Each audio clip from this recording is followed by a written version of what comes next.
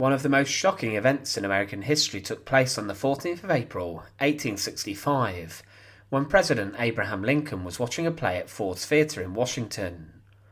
John Wilkes Booth, a well-known actor, went up behind the president whilst he was watching the show, and he then shot him in the head. The following day, Lincoln died in the house opposite the theatre, and then the task came to hunt down the people behind the attack on Lincoln. But it went deeper than just the president being shot, as there were attacks on the Secretary of State, and then a plan to assassinate the Vice President. Eventually the conspirators were rounded up, and one of those who was executed for his involvement was David Herold, a man who helped John Wilkes Booth following the assassination of the President. But what is his story? Join us today as we look at the execution of the man that helped Lincoln's assassin, and to support our channel, please make sure to subscribe. David Herold was born in Maryland, and he was the only son of his parents to survive into adulthood. His father was the chief clerk of the naval storehouse at the Washington Navy Yard, and because of this David Herold's family were rather well off, and they lived in a large house near to the Navy Yard. He went to high school and college before attending military academy, but Herold then received in 1860 a certificate in pharmacy.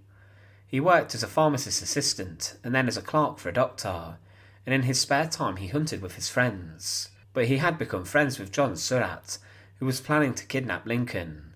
But then Herold was introduced to John Wilkes Booth, the man who would assassinate the president.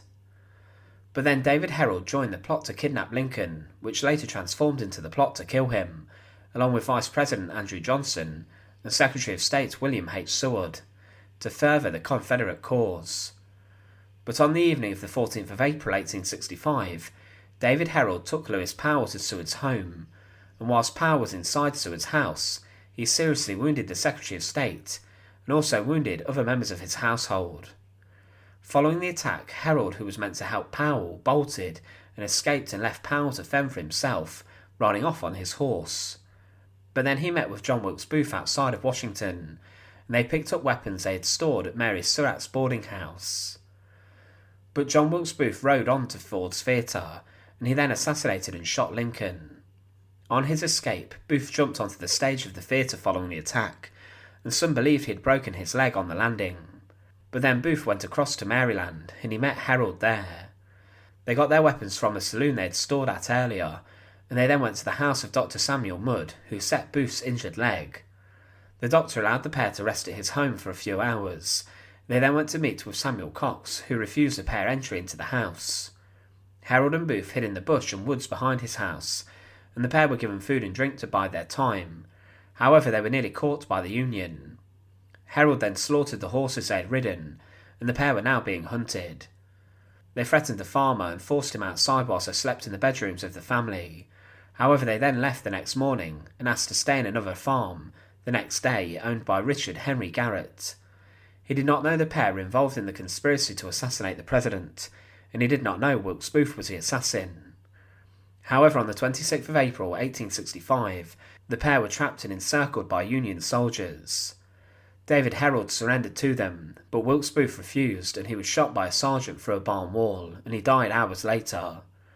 A military tribunal was then convened to try the Lincoln conspirators, and Herold and the others were tried together.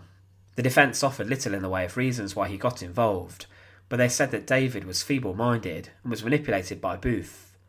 But this was not successful, and along with the others, David Herold was sentenced to death.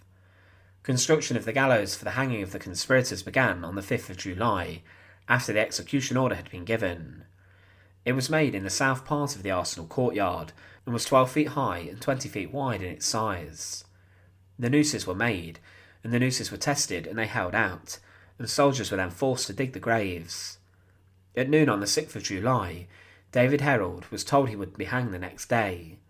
At 11:25 a.m. further tests of the gallows continued, and before noon he was taken from his cell and was sat on a chair near to the entrance of the courtyard. It was a very hot day, and at 1:15 p.m. on the 7th of July 1865, the condemned prisoners were escorted up the steps of the gallows. Each of the prisoners had their ankles and wrists bound and tied. Around 1,000 people were there to watch, and family members also looked on. The orders for the executions were read, and David Herold was sat on a chair near to the noose that would hang him. Final preparations were then made for the execution, and Herold's time then came.